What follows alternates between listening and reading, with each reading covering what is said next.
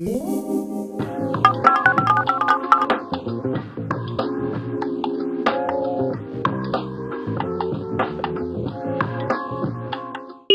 well as collecting video games and playing video games, I also really enjoy trying to make games myself as well. So in the past few years, I have been trying to learn Unreal Engine to learn how to make video games. So I thought it'd be really interesting to do a self-review of the video game that I created for the PC and talk about the whole process and the issues that I found during development and now that the game's released, as well as the positives about the game and what I'm really proud of and what I enjoy.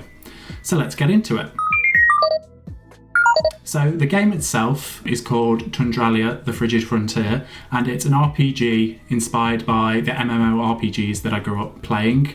I've spoke a bit about this before on the channel that I really enjoy playing MMOs, specifically the old school like tab target MMORPGs. So EverQuest, EverQuest 2, World of Warcraft, SWTOR, Rift, just to name a few. And I've played various different MMORPGs over the years, typically playing those ones that use tab target combat. So combat systems where you press tab to target your enemy, and then you have a hotbar of skills at the bottom that you can then press to attack your enemy, and I much prefer that over the more action style combat that you can find with some other MMOs like Black Desert Online. And that's because I just find sort of the more strategic rhythm gameplay of tab target MMOs more enjoyable to me. So one thing that I always found playing these games was that I normally just play them as a solo player, and when I was originally sort of thinking of ideas that I could do to create a game, at the time there wasn't really any sort of single player tab target games, so that's what I set out to make. So it was around 2020, I believe, where I first started tinkering away with Unreal Engine 4 and sort of learning how to use it, and I've been sort of entirely self-taught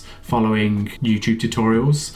So the process that I did for creating this game was essentially just looking on YouTube for different tutorials for how to create systems like the quest system and an inventory system, and kind of just cobbling them together into the game that it is today. And I did all this using the Visual Code language, which obviously those that know Unreal Engine has its limitations. It's not as performative as just doing it in C++, but I'm quite a visual person, and for me, I found it easier to learn how to visually code something than actually writing code itself. I do actually want to eventually learn how to do C++ coding, but I think visual coding was kind of more of an approachable way for me to get into it, and basically allowed me to create the game that I have done today. So over the course of the years, I followed these different tutorial systems and started fashioning it together into a game. I did kind of fall into that trap that every person getting into indie development kind of gets into, and that is making my dream game from the get-go.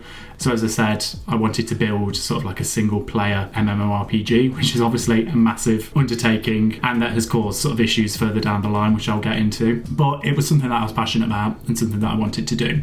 So over the course of the years, the game has kind of shifted into what it is now. Originally, I think it was called Bone Quest. Same premise of the game, it just had a different storyline where you play as a skeleton. It then changed into Ogre's Journey, where you played as an ogre, and then eventually this then turned into Tundralia, the Frigid Frontier, where you now just play as a human adventurer. So to talk a bit more about the game itself, as I've said, the game is a RPG where you can level up and learn new skills, and you can play as one of three classes, and the game utilises a tab target combat system. So you have a spell book where you can then learn different spells through a talent tree, then slot these onto your hotkeys to then attack enemies. But as with any RPG, there's then also an equipment system which then increases different stats. So there's a few different stats I have, like strength and agility, that increase like your health and then your crit chance. And as well as that, there's also crafting. So it's quite a rudimentary crafting system where you kind of just have a list of items and you can find recipes and buy recipes in the world to add these to your crafting list. And then you just click an item on the crafting table, and if you've got the reagents in your inventory, you can craft the item. There's a lot more that I'd probably like to do with it in the future. Maybe split it up into different sort of professions or add like a mini game. But right now it kind of just serves the purpose of being a simple to use crafting system. I've also kind of retrofitted that system into a collections sort of system, so I really enjoy in games where there's sort of like hidden collectibles out in the world, so I kind of wanted to emulate that, which is what the collection system is. So there's different sort of things hidden around in the world that once you collect them all, you can then add them to your collection, and then that gives you a unique item. As well as this, I've also added like a dynamic sort of event system, heavily inspired by the Rifts in the MMORPG Rift. So I really enjoy games where there are sort of events going on in the world that kind of just change up your gameplay as you're playing. So right now the system essentially just looks if there is sort of a rift spawned in the world, and if there isn't, it will create one, and then if you run up to one of these rifts, it will give you like a unique event where you'll have to kill a certain amount of enemies to then spawn a boss, and then if you kill the boss, you then get loot. There is also dungeons, so these are quite small at the moment, and there's only 2, but I am actively working on my next one, and these are just small enclosed spaces that have got harder to kill enemies and then bosses. So each dungeon right now has 2 bosses. They are quite small, so I would like to go back into these 2 dungeons and make them a bit bigger, and maybe add an extra boss so they're kind of more rewarding to play. And then finally, as sort of a main core feature with any RPG, there's a quest system, so you can go up to NPCs and accept quests, and these follow sort of 4 different type of goal to complete the quest. So there's kill quests, quests where you talk to different people,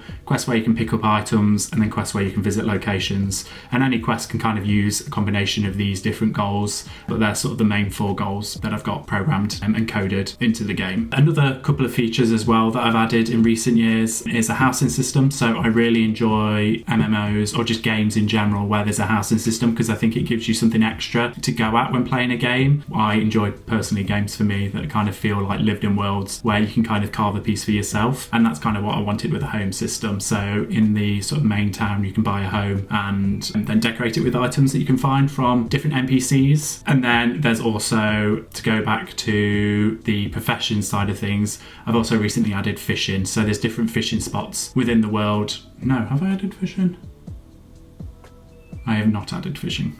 So that's the game in sort of a nutshell. You, story-wise, play an adventure that's coming to the frigid frontier, that is Tundralia, and you basically complete quests and go about this adventure, trying to learn more about the land and the people in it, and kind of help them with their objectives. It's very much sort of your typical RPG storyline. And there's this sort of wider mystery around what's going on with the world and why is it the way it is, because currently Tundralia is sort of a series of floating islands, so there's a mystery around that. So I'm really proud of this game that I've made. I still find it crazy that when I go back and actually play it and run around on it, that I've actually built something that works and something that I find enjoyable. I find it mad that you can actually load into the game, kill things, complete quests, level up, collect items and wear them, and then like save your progress, close the game, load it back up and continue on from where you left. I don't think when I first started this journey I'd have ever thought that I would have produced something like this, which I just find it really exciting that I've been able to do this. And as I said, I'm really proud that I actually followed it through and made something, which, as with side projects, I can start and then never really finish. So it was nice to have actually done this. And as well, another aspect that I really enjoyed was learning the whole sort of game dev process from start to finish. So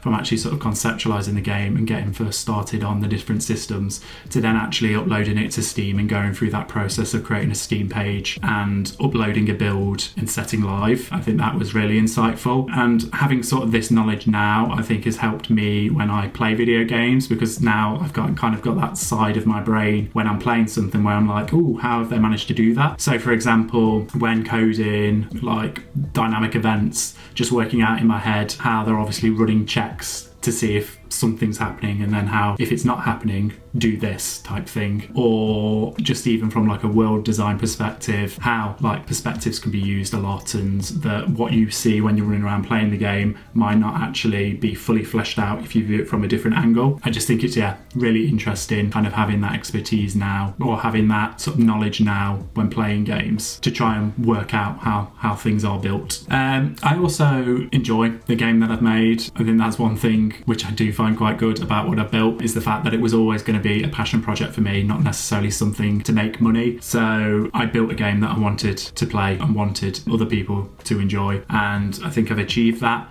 It does have its issues, which I'll get into, but for the most part I'm really pleased and find the game enjoyable. I set out to create sort of like a single player MMORPG type of game, and I think I've achieved that, especially just from like a systems perspective. So yeah, I'm really pleased with that. And I actually have had people buy the game, which is very exciting. There's been over 100 people that have purchased the game. As I said, I've never really set out for this to be sort of a huge money maker and I can quit my job. It would be lovely if that would happen, but I don't think it's going to be. I always knew that the game I was creating was a very niche project that only certain people would enjoy. So it's still great to have had like over 100 people buy the game, and then people leave comments on the message board as well, talking about how they're excited for updates, or if they find bugs, actually let me know. It's nice to know that there's actually people that have enjoyed what I've made, and then it's really nice that then there's people as well that want to see the game flourish and do well. It kind of reinforces then the fact that I've made something enjoyable and that people like, not necessarily just something that I like. But to go on to sort of the issues with the game and kind of do that sort of more critical self-review of Tundralia and where I want to go with it. So one of the main issues I'm finding is that it's very unoptimized. Obviously it's built in sort of that visual code language,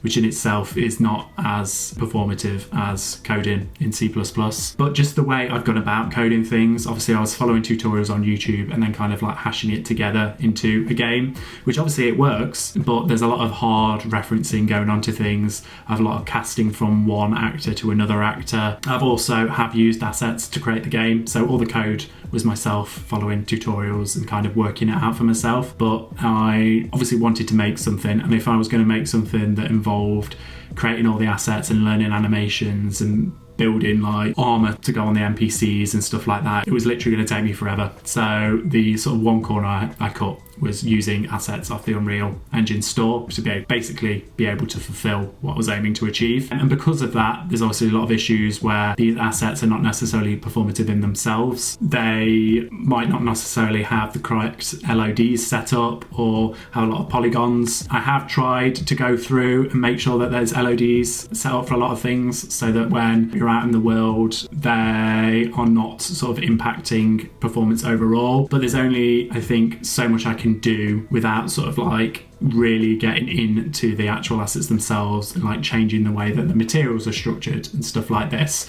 So I do know kind of like the assets that I used are definitely impacting performance, as well as the way that things are coded. And I think this is a real limitation of the game, where without going back through and kind of just recoding everything from the start, especially on certain systems, I think there's always going to be performance issues. I've tried my hardest to kind of get it running comfortably. It runs like well on my computer, but obviously my computer isn't what everyone else is playing on. People will be playing on various different ranges of hardware, and my computer now is not the best. I've had it for I think about like 10 years, but it is kind of like a mid-range computer, and I have tested it on other devices as well. But again, my testing has only been limited as compared to the various different devices that people play on. And this is then something that I've had people feedback on, saying that the performance isn't good. I think one of the main reasons I've had people refund the game is the fact that their performance isn't up to scratch because it's not been able to run at 60 FPS. Personally, I think as long as it's running at 30, that's typically fine, but I know that people do like running games on 60 FPS and higher. So yeah, that's just I think a real big limitation of the game, and something that I'm not necessarily sure what to do with, because as I said, I think it's just such a minefield and something that I don't particularly like doing, trying to optimize. I don't find it enjoyable. I've tried looking at sort of like profilers to see where the issue lies and stuff like that, but I think fundamentally, because of the way I've built the game, there's just performance issues that I'm not going to be able to fix. And then another sort of main issue I had with my game is that trap that I fell into where you build your dream project to begin with. So trying to create a RPG that's very similar to an MMORPG for your first project is just a huge mammoth task, and I should have started with something a lot smaller. As I said, there's various different systems that are a part of this game, and obviously each needs to be fully fleshed out, and within that creates a problem of scope creep, because there's so much that I want to add to the game as well, but just probably shouldn't, because there's kind of systems like the crafting system where it's implemented and it works to a degree, but there's obviously more I would like to do with it to push that further and make it more enjoyable. So it's kind of the trade-off of having several different half-baked systems or just a few systems that aren't half-baked and a bit more developed. And another sort of issue kind of following on from that is the way that the quest system is built is very much dependent on sort of like different actors, and it can be quite hard then to debug and quite time intensive.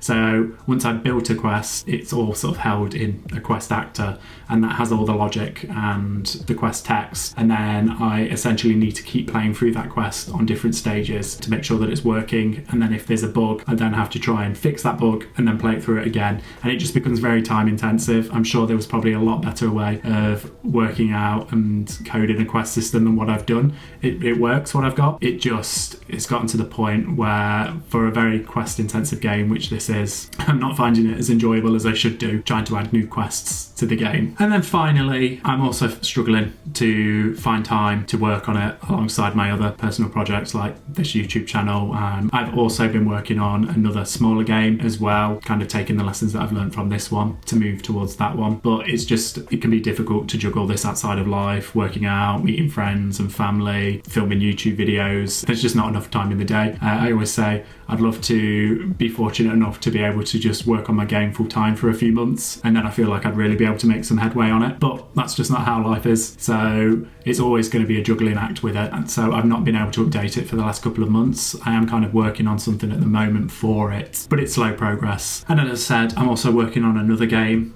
which I might talk about in another video, which is kind of more of a smaller project that is a bit more of like an enclosed game that has a more set gameplay loop that doesn't kind of require loads and loads of quests and systems to go into it. And that's kind of left me up in the air with Tundralia. Obviously I enjoy it, it's my first game and I'll always be proud and passionate about it, but I'm at a stage where I kind of want to pause on it and work on this second game and kind of take lessons I've learned from this game to develop that.